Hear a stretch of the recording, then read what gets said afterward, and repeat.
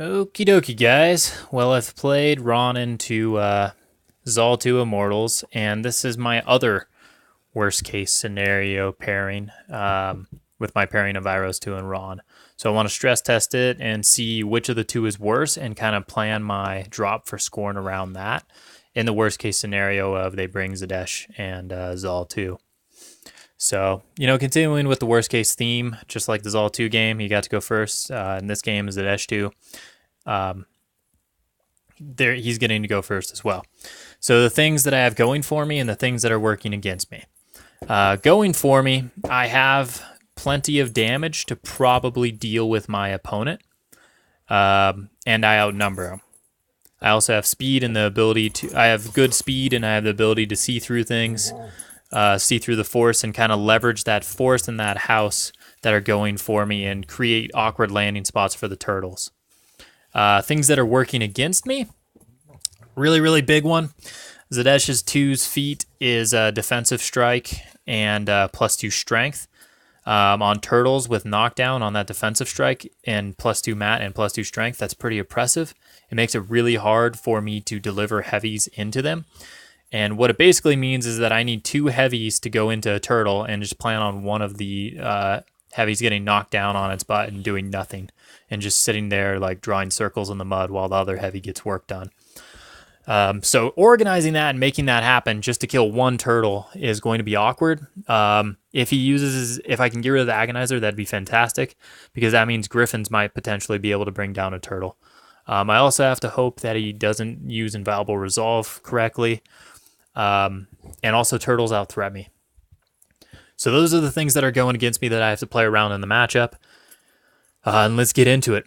Him going first, he gets up the board very quickly. This wall right here limits where this other turtle can land, which is very nice because if the other one was just a little bit farther forward, it'd be a lot worse for me. As things are right now, this turtle with its 13-inch projection is something like this. I really do not want to take an alpha from a turtle and then have him pop feet and just suffer through that misery of being locked out of scenario, not being able to go anywhere or fight back, and also being alphaed on. So goal is to not give him the alpha and try and dance around and try and bait bad engagements by giving him things that a turtle should not trade into, like a Griffon or an Aspis or something like that. So let's see if I can make that happen. His army is pretty light on this side of the board, so I'm going to go gravitate in to take that space, and then I'm just going to lightly place things out here and put out a piece of bait out of range of this turtle and see if I can get him to jump on the bait. And that's more or less what we got going on. So he's sitting there like, this player can be a little bit impatient and not want to play the dancing game. He's debating going in and trying to get work done, and I'm just like, well, hold on, man. There's really no reason for you to go in here. Look how far back I am. Dance around, play it a little bit. And he's like, you know what? You're right. So this turtle comes over here and shoots my Arcanist. I shield guard one of the shots, but this guy is just a little bit out. And he rolls another 8 and kills that Arcanist. And, oh, man, I'm facepalming because I really wanted that Arcanist extra damage before, and the game hasn't even begun yet. Turtle repos out to safety. This turtle over here just walks over here and just shoots the Griffon a little bit. And he's got both of his turtles right here. I think he should have stayed right where he is and put both turtles in the middle of the board more because that kind of prevents me from getting to go around the side of this building, and he just projects more threat. His other models move up, and battle charge is up. Oh, that's the other thing. He's got counter charge on his beast with retaliatory strike on some of the sentries and defensive strike on feet. So really, he can get a lot of work done out of his activation. Also, I feel like I should mention, that's a Gladiator back there. This red dude that's a Gladiator is not actually a Gladiator. He's actually a Bronzeback, with just being proxied. So, the board kind of looks like this. Also, this Griffon randomly just got shot up a whole bunch. Because for whatever reason, I forgot to put deceleration up. No reason for me not to put it up. I just forgot to put it up. So, he has gone pretty far to this direction, and I'm going to try and abuse that if I can. Let's continue the dancing game. I don't really have a good way of contesting that zone, but he does not have a good way of contesting this zone. I do not have any solos, though, to capitalize on this flag. I really, really wish right now, because one of my mistakes this game is Eiryss. I ran her back this way because I wanted her to contest over here when I was planning to abandon it last turn. Instead, it would have just been better for me to put her over there and start scoring that flag. Mistakes were made. So, continuing on that theme, I'm going to take Eiryss. Since these turtles are way over here, I'm going to take Eiryss and I'm going to run her way over here by this clock, and the only thing that can get her is a turtle. So that means a turtle is going to have to go farther out of its way to get rid of her. Otherwise, she can run in and start contesting that zone and just try and get in the backfield and possibly I don't know, be annoying. Really, I'm just trying to bait a turtle over. The rest of my army is going to continue kind of forcing up this direction. I'm going to put some things out here to try and bait an engagement, put some more things to try and bait an engagement that I can hopefully trade into pretty well. And we end up with this right here. So he's a little bit ready now. This turtle moves up, stays out of 11 of Imperitus and out of 10 of Discordia, but is in the range of 3 Griffons. That Griffon, and Griffon. Oh, yeah, and these Arcanists, they healed up that Griffon that got shot up a whole bunch last turn, so that he's good to go again. And then this Sentry's going to come over here and start clubbing on Aspis and my Griffon. He doesn't kill either of them, I don't think, because he misses his charge attack roll. So he puts up Retaliatory Strike and just chills out. The rest of these guys come screaming up the middle, and we have a board that now looks like this. Whew. Okay, guys. This is not a great alpha for me, but I think this is what I got. There's a Agonizer back here. This is as good as it's going to get. The turtle isn't going to punish me. This turtle over here is not going to punish me that hard, and I can get 3 Griffons into this turtle, and I can get Manticore onto that Sentry.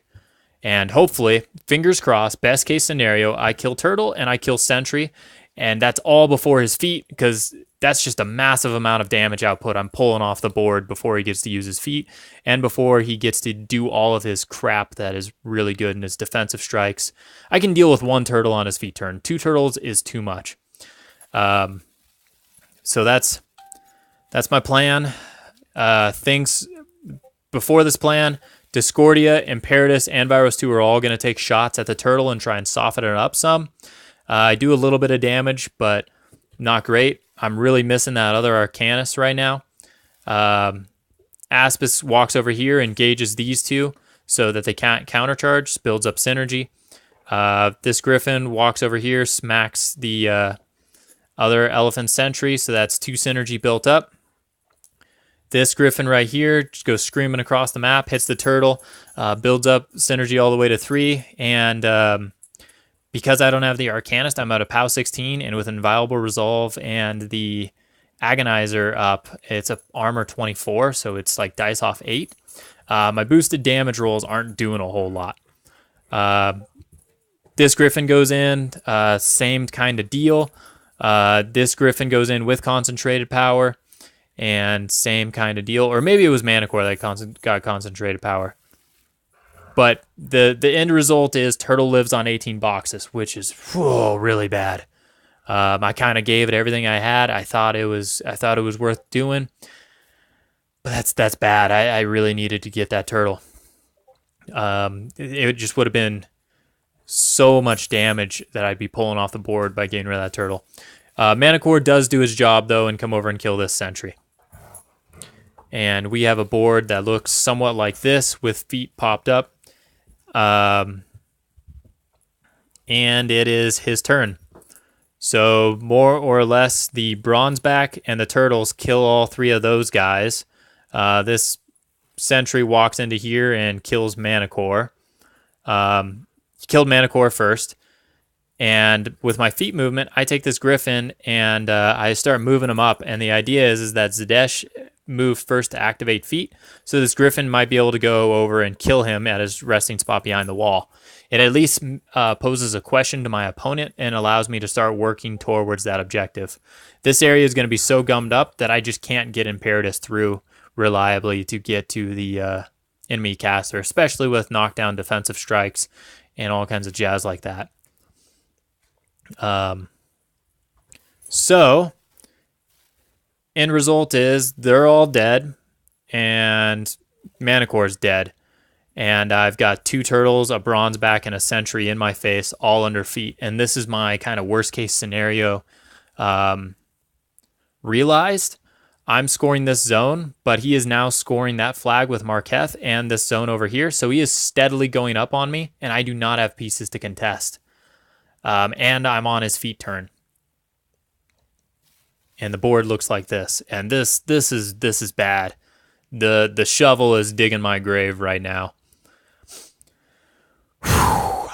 Deep breath, moving forward. I'm up on clock. Let's try and move quickly and take advantage of that. Let's just kill stuff. Let's just try and kill stuff. I've got 2 heavies. I can kill a turtle. This one's pretty messed up, so let's try and kill the full health turtle, since either of those heavies can pretty reliably do it. So over here, Aspis cannot get to Bronzeback to engage him without getting to prevent a counter charge. So Vyros 2 comes around the corner, locks the target onto the Bronzeback so that it cannot counter charge. And these 2 Griffons over here beat up on this Sentry. I think they do like 5 damage after some boosted damage rolls because he rotated Inviolable Resolve onto it with his last turn. So, yeah. Both of Discordia and Imperitus get loaded up.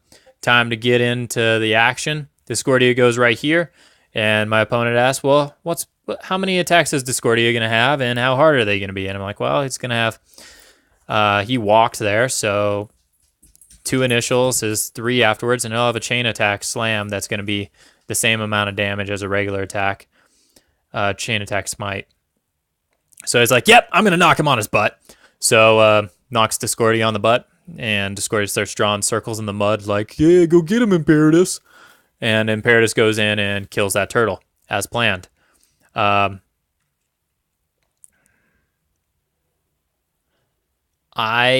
think, if I remember right, no, I did not. No, I'm remembering it wrong. So that happened. Yeah, not good enough, guys. Not good enough. We have the situation right here. Yeah, Discordia is still on his butt, and he's steadily going up on points on me. Each turn that goes by, he goes up 1 more than me. I think he's like 3 points ahead. So he, or maybe he's no, he's not 3 points ahead. Sorry. Maybe he is. He's 2 or 3 points ahead of me. It becomes very relevant very soon. Bronzeback comes up, kills Discordia. Turtle goes on to Imperitus and misses Imperitus with pretty much all of his attacks. Because, aha! Feet's not up and he needs 7s now. Suck it. That's how that feels. Which, I mean, he should have hit 1 or 2 and knocked Imperitus down. It wouldn't have mattered, though. He just would have gone right back up, or I would have used one of my bajillions amounts of focus. Over here, all my Griffons die. And he's scoring this, and he's scoring that flag still. So we have a board now that looks like this. I mean, let's try and keep myself in the game. Arcanist run to contest this zone, and they just get all over the place. Imperitus comes up and kills this turtle, and Arcanist kind of just run in the way. I don't hand out any. Vyros 2 fully fuels Imperitus so that this Arcanist right here can run around over to here to contest this zone, barely staying out of harm's way from a free strike from turtle. And yeah. Also, the problem is I have to get Vyros 2 involved over here just to kind of shore things up, since I need to build up some synergy to reliably kill the Inviolable Resolved turtle. My opponent did a fantastic job of rotating Inviolable Resolve all the way around wherever it was needed most. Like when it was needed on the Sentry, it was on the Sentry, and that was going to be his rock. When it was on this, needed to be on that turtle, needed to be on that turtle. Now that it needs to be on this turtle, it's on that turtle. He's also put up his Unyielding Animus on that Titan. So he is a fantastic job to him for rotating that Inviolable Resolve and pissing me off thoroughly. But yeah, Vyros 2 gets involved on a decent camp. Imperitus finishes it off and puts an attack or two onto the Titan. However, I did not realize he's scoring that zone now, and I am not scoring this zone. And he was at 4, so that he wins the game on my turn. Or he was at 3, so he goes to 4 on my turn, and then he slaps clock and goes to 5 and beats me. Couple of this. So this and the Zal 2 Ron matchup are pretty rough. I really need to evaluate my pairing and come up with some sort of a reliable yellow situation into Scorn. I don't want to look at my teammates and say, hey guys, is it okay if I just put myself into red into Scorn and I don't play them? And they're going to look at me and they're going to be like, cool, we're red too. Yeah, let's all draw straws to see who gets screwed. That's just not going to go well. That's not what I want to bring to my team going forward into team events.